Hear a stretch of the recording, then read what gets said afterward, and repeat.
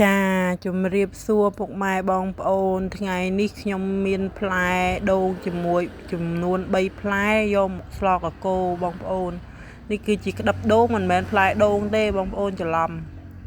ចាថ្ងៃនេះគឺស្លកកូរជាមួយនឹងឆ្អឹងជ្រូកហើយនឹងសាច់3ជាន់ចំណែកបន្លែទាំងអស់នឹងបងប្អូនគឺទិញគេចំណែកបន្លែទាំងអស់នេះគឺទិញគេ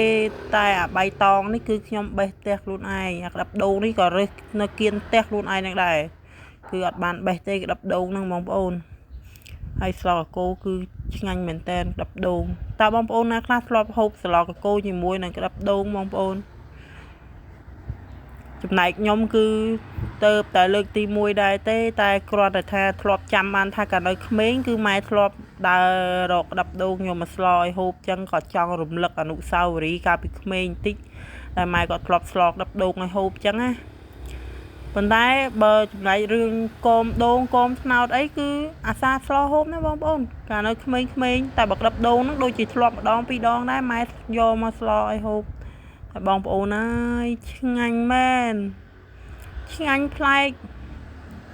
បងប្អូនណាខ្លះចង់សាកស្លក្តាប់ដូងជាមួយខ្ញុំបងប្អូនស្លកកូរឆ្ងាញ់មែនតាហើយបន្លែបៃតងនេះគឺបេះគៀនផ្ទះទាំងអស់បងប្អូនហើយអត់មានបានទិញទេគេទេបេះមកល្មមមកស្លហើយមានរសជាតិឆ្ងាញ់ណាស់មកហូបស្លកកូរជាមួយខ្ញុំឆ្អិនហើយបងប្អូន